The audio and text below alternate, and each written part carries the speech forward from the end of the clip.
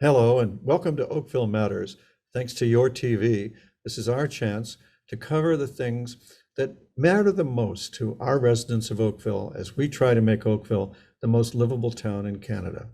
Joining me today to discuss the way the library helps make Oakville more livable is Tara Wong and Danica Bernard. Danica, Danica. sorry if Yeah. I'm glad if I got it right Okay. the first time, and I'm sorry if I got it wrong the other way. Uh, uh, I'm interested to know what is the new status of the programs at the library. I know that you and your board have been very busy innovating and creating new services. And why don't you start at the top with what is the biggest thing you're doing? The biggest thing. So if you're thinking about the most popular, it's actually one of our more traditional programs, which is baby time. So caregivers that have been at home with young infants during the pandemic now have the opportunity to come into the library, meet with other caregivers and bring in their babies, enjoy the space again. So that would be our most popular program at the moment. But we also have very full family story time, as well as STEAM-based programs. So programs focused on technology and science for school-age children. So those would be the ones that are very popular. Surprisingly, a lot of people still love book club, and they've missed book club, which are also full. We're really excited to have everyone back. And I've had a couple phone calls actually from customers thanking our library for being able to make it safe and comfortable and being able to come back in and learn together. Well, I know many years ago, long before I ever thought of perhaps volunteering to serve as mayor, I did serve on the library board. And the very big deal was reading to kids. And my wife and I have always believed that that's a really important thing to do, both to help your kids develop intelligence and a love of reading, but also there's a touching, there's a relationship building that's really hard to quantify or measure, but you know how powerful it is because you can see it as your kids develop. So I'm not surprised that baby time is popular. It sounds like a way to jumpstart that approach. But as I understand it, we now have story time, which I don't remember. And tell us about story time. Story time is for older children, so ages 1 to 3 instead of babies. So they're much more interactive. There's a lot more activity. And we really focus on preparing children and giving caregivers the tools to prepare their children to be able to read. So we focus on child development in a way that's fun, and we model those early literacy practices. It's also an opportunity for families to get together and feel safe. Now, as I understand it, the Glen Abbey branch is the busiest branch. Is that right? Now, Yes. is that because of where it sits in the town, or are you doing extra programming that's making it busier? How jealous should the rest of the town be? I think it's the busiest branch simply to a certain degree about where it's situated. We know because we check our statistics that it has the highest rate of new cards that are issued on a regular basis, and that's mostly because of the growth we're seeing in North Oakville. We only have a small branch. Our 16-mile branch is located up by the 16-mile sports complex. It's a 5,000 square foot facility. But we know that a lot of people prefer the larger branches, and our Glen Abbey branch is also attached to the amazing Glen Abbey Recreation Center. So it really is a one-place destination for families. One of their children may have time on the ice or in the swimming pool, and then part of the family can be in the library at the same time. So that's one of the big benefits, and I think draws of Glen Abbey. Well, North Oakville above Dundas is going to grow quite a lot over the next 30 years. And we're building a new library branch at 16 Mile Creek. We'll be breaking ground, I believe, next year in order to get the long awaited community center going there and include a proper library. Have you started thinking about what you want in that yet? Oh, absolutely. We've been thinking about that for a while, ever since North Park first appeared on our 10-year capital forecast. It's going to be the first time we would have built like a full branch in over a decade for OPL. I mentioned the 16 miles complex, our temporary branch up there, but it is only a 5,000 square foot. The North Park branch will be over 16,000 square feet, and allows us to really offer some amazing services. And I know Danica and her team have been thinking of a lot of really innovative things. They're talking about not only our creation zone, which we've introduced at our Iroquois and Glen Abbey branches, but also potentially bringing in something like a Tinker Lab for those of those more wee children, and be able to introduce things like coding and the other STEM stream pieces to that at that younger age. So yeah, we've started detailed design of the North Park branch, and there's some really exciting things coming. Well, I imagine that all of you were somewhat excited in April when Council and I made the decision to speed it up and bring the design work forward to next year and the construction the year after. For a comparison for the viewer, give them an idea of the size of the other branches around the town. So that 16,000 means more. So Glen Abbey is around 15,000 square feet, and that is our second largest branch. Central is our largest. I don't know the square footage off top of my head, but it is a multi-floor branch. It's our only multi-floor branch at this time. And so this branch will become our second largest and will be significant and really allow us to introduce, I think, a breadth of services that we haven't been able to do at our other branches. Well, yeah, the Central Library is a very complicated building. But as you may know, and I'm not sure you do, because I only recently announced this, we're in the takeoff stage now for a new Central Library downtown. And the idea is to move it to the old post office, move it to George Street. It used to be, before this Central Library, I think when we only had one library, it was in what's now Tommy Bahama's, right there on Town Square. So it was sort of on George Street. And so the scheme is to return it to its origins. And of course, you might have a little more room. So if you didn't know that I just announced that in the State of the Town a couple of weeks ago.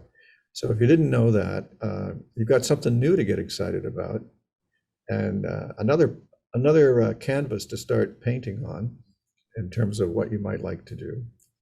It's very important for the community spirit of our town that the center of town, everybody agrees that the downtown is the traditional heart and soul of the town, and then we live and sleep wherever we do around the town, but downtown is the magnet that attracts our main attention. And that's why the Central Library is there, and the Performing Arts Center, which we're also going to rebuild. So do you have any wishes off the top of your head for the new Central Library? Yeah, we're very excited about that project as well. It's interesting, when I'm out in the community and I'm talking with people, what they tend to bring up most is actually memories that revolve around the Central Library. It seems to, like, as you said, really resonate with people, and they feel really attached to that space, and that having that in that downtown core.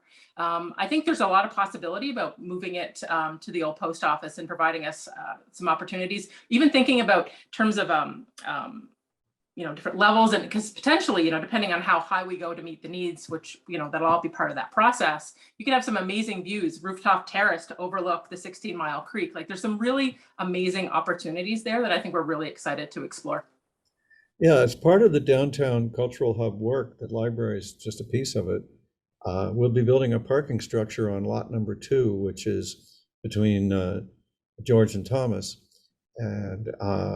And that'll be 4 stories high, and there'll be obviously an opportunity to create a terrace of some kind up there, an attraction with a view, so to speak. Yeah. And I imagine on a good day, you'll be able to see Niagara Falls and Toronto even. And when I go to Tannery Park with my wife and sit there and look at the lake, on a clear day, you can see Toronto off on the horizon, very clear. Wendy likes to say that's the right distance.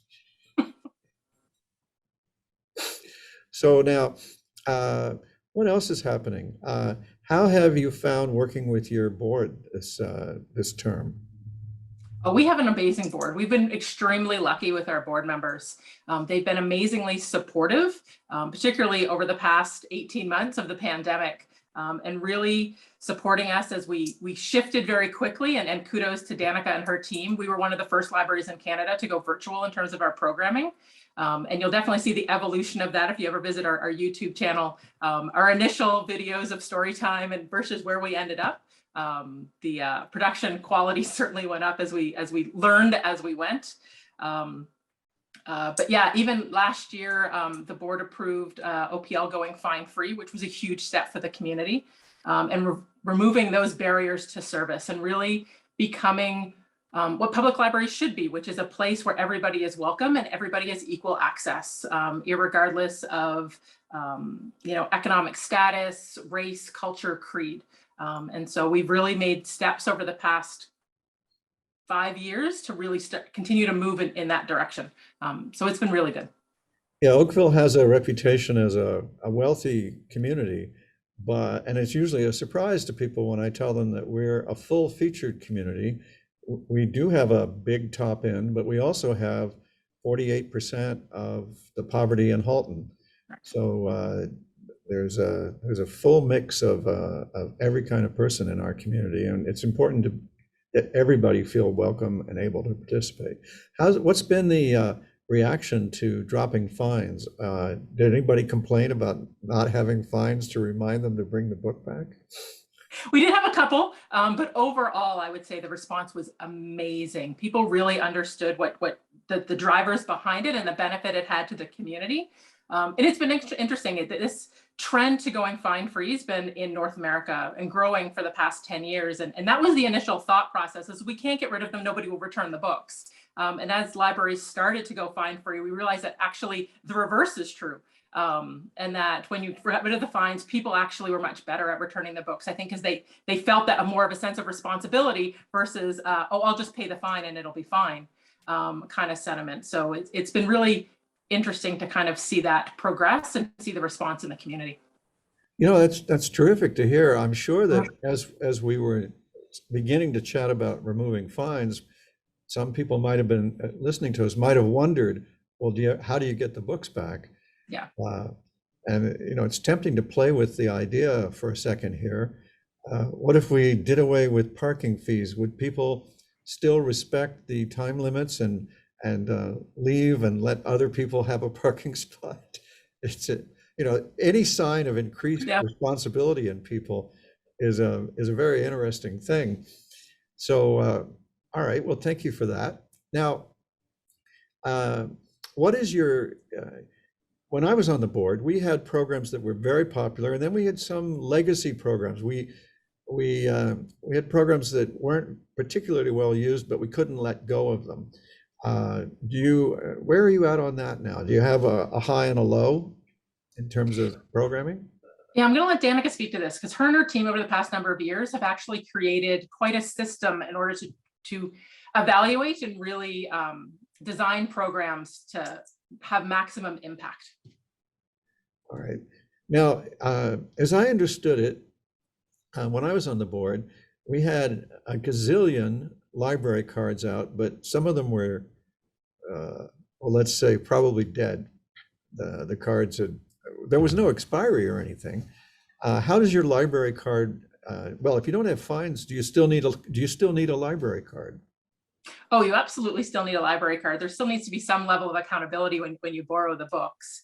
And so library cards are free, and people are welcome to come in and get them. We launched a brand new website in June of this year. And now you can do online registration for new card holders, which is really exciting for us. And we've seen some pretty strong uptake for that. But yeah, you need your card. You can access not only our physical materials, but the card's really handy for accessing our digital materials. We have digital streaming movies, we have e-audiobooks, we have ebooks.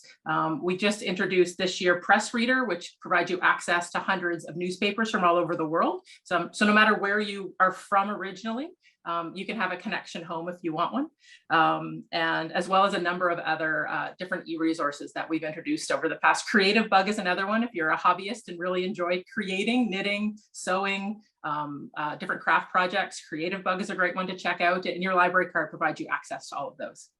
So how many library cards do we have now? We have about over 40,000. Off the top of my head, I would say that's what it is. It is, the board just approved a brand new strategic plan, which will be launching in the new year. And one of our priorities is to increase our reach and really start expanding out our library cards. Now, you don't need a library card to access all of our services. You're welcome to come in, read a magazine, read a book in our lounge. You don't necessarily need a library card to do that. But one of our goals in 2022 is really to reconnect with potentially some lapsed users, and then really identify who our non-users are, and hopefully connect with them in ways to show them how the library services can benefit them in, achieving their full potential. So when I want to look at a movie or read one of those mini newspapers that you make available, do I go to your website? And if I do I need a card to do that? To access our e-resources, yes, you need a library card. You just normally register with the different platforms, like our streaming media is on Hoopla, our newspapers are on Press Reader, but if you go to our website, it's pretty intuitive. You can either type it in the search bar, or there is a tab that you can select, and then you can go in and choose what you're most interested in. And then click on the item that is, and then you use your library card and your PIN to register for it, and then you have full access to that service. So it sounds like a very attractive free service. All you got to do is get a card, and you can get your card online as well. So, and basically, I guess you just need a number. I'm curious, the 40,000 is a very interesting number to me, because we estimate that there's about 80,000, maybe a little bit less than 80,000 families or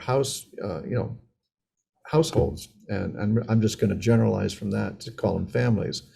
And so I could look at 40,000 as meaning that half our families have library cards, or half our households have library cards, perhaps. Not sure why one household would need more than one card, for example. So it almost seems like you've got half the town, perhaps, on board and gung-ho, and you need to reach the other half. Every librarian I've ever known, and I've known quite a few over the years, has a burning desire to reach everybody. And the whole mantra is access to information, not just books or does anybody remember CDs? There was 30 years ago, we had a fad for everybody has to have access to a CD. We had CD players. Yep. I mentioned CDs to my kids, and they go, "What?" So yeah, it feels like you have room to expand, and it sounds like you have interesting ideas about how to do that. And you certainly sound to have many modern services. Are there any particular gaps that you could use more support for from council? A dangerous question for a mayor to ask, but I'm in an expansive mood. What can you shock me with? I think we've been very lucky over the past number of years. Anybody watching who uses the library would know that we've done a number of renovations. So the majority of our spaces have been updated. Central is definitely one that's in need, as well as Woodside, but they're on the 10-year forecast as well to kind of address, as you've mentioned. One area that we're definitely struggling with and we're looking to how to kind of support continues to be our collections. But a lot of that is related to the shift from physical to digital and just some of the models around that. And I sit on the Canadian Urban Library Council, which represents all urban libraries throughout Canada, and trying to advocate both provincial and federal governments to provide better pricing models for libraries, because the latest John Grisham just say, we can get a hardback cover for $30, whereas a digital copy will sometimes cost us $275 per copy. So that causes some budget issues for us. and just trying to manage some of those pieces. So that's been a significant issue for us for the past number of years, not just us, but every library in Canada, as we continue to struggle to find that balance between our print, which still tends to be our number one for circulation, but digital is definitely catching up. The pandemic has increased that even further with that. So that's a real struggle for us, is finding an appropriate budget that allows us when there's such a discrepancy between what we're seeing in physical and what we're seeing in digital pricing. Well, my jaw dropped and almost hit the floor when you told me the price of the digital version of the book. And, you know, if my face had been on the screen at the time, my shock would have been very, very, very palpable. On the matter of service, I have a perception that, you know, Woodruff isn't quite as far west as Oakville is. And I'm wondering if, you know, I could easily imagine a need for branches in the, let me call it the far southwest, where we have quite a large community, like Lakeshore Woods, and also up in the northwest around Palermo. Not today, but Palermo is slated to grow to be a village of 15,000 people or so, and surely there would be a need for a library there as well. Where else are you looking for branches in those places, and where else are you looking for branches? Sure. So Palermo is definitely a community of high need of library service. We do have an OPL Express location in St. Luke's at Bronte and Dundas to offer at least some basic level of service in there. There's some hold lockers as well as a browse and borrow kiosk. But that is also a full service branch is slated for later in 2026, 2028 is currently, I think, where it stands on our 10-year forecast. But again, subject to change at any point. We also have a branch that's a bit further out, Trafalgar North, which is Trafalgar up at Burnhamthorpe, is also on there.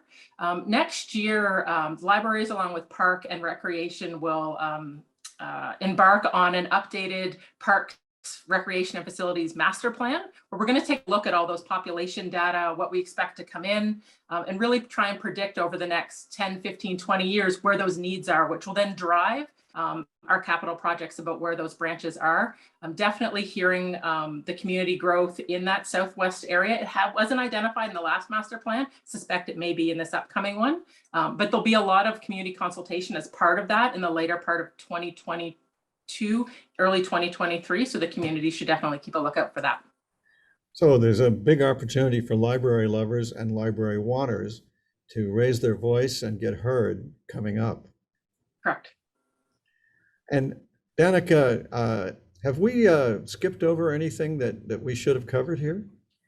I would mention, I have to mention, we have creation zones in two of our library branches, Iroquois Ridge and Glen Abbey, and they are fantastic.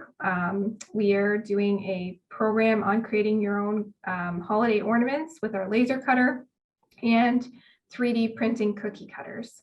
So I would be amiss not to mention that that is now accessible to the Oakville community, the technology in those spaces. Well, you know, I remember being at the opening of the last remodeling of the Iroquois Ridge branch and the celebration of the Creative Zone. And your board chair, Councillor Jeff Knoll, who's quite the technological, in the kindest way, I mean to say, geek, and I think he would agree to that. He was bursting with happiness over this Creative Zone. So when will other branches get creative, so to speak? Well, North Park will definitely have one. And I might actually have two, as I mentioned, the Creation Zone plus potential Tinker Lab. And then we are looking, you know, when we eventually look at Central, it will have one as well. And then as we just renovate branches, that's one of the things that we update. And of course, as we do new builds, it'll be integral to those pieces as well. Well, I'm very proud of the fact that you and your staff are all vaccinated and therefore providing the safest possible service to our community. And I know that you do follow all of the public health guidelines to keep our visitors and our library users safe. And on behalf of the community, I want to thank you for that. I wonder, I've heard that you help people get their vaccine certificates. Do you want to tell me about that? Sure. I mean, once the provincial requirement came in that in order to get in select spaces that you require show proof of vaccination, we're fully aware. And as you pointed out, there are very different economic circumstances in Oakville, that not everybody has access to a computer or a cell phone to be able to just pull it up. So anybody in Oakville is welcome to come to the Oakville Public Library, any of our branches, and print off their vaccination certificate. Or eventually the QR code, if that's simpler for them, and be able to have that. And again, it's paper, so they can come in as often as they like if they lose the paper or if it happens to get a bit raggy. And we're happy to support in that way. That is a good point. When I got mine the first time, I wondered if I lose this copy, can I go back? And Yeah. I did go back because I did lose that copy, and they let me in and let me download it again. Do you think it's advisable for people to put plastic on their piece of paper? Is that a good idea, or is that not necessary? Well, considering that you'll print it for them as many times as they want, maybe that's not necessary. We have seen people come in and ask for it to be laminated, and we do offer that service. It tends to be a bit picky. We've gotten better at printing it off on particular paper. We learned that lesson early on, that if you printed it on some types of paper, it just wouldn't come through properly. And also the sizing is a bit of an issue, because again, who wants a full letter sheet to carry around that's laminated versus something they could just potentially just fold up and put in their wallet? Yeah, I wonder if we can zoom in or zoom out or whatever, make it a different size and still have it be valid. After all, when you show it on your phone, it's like only that big. So who knows? Yeah. Well, look, I want to thank both of you for the time that you spent with us today.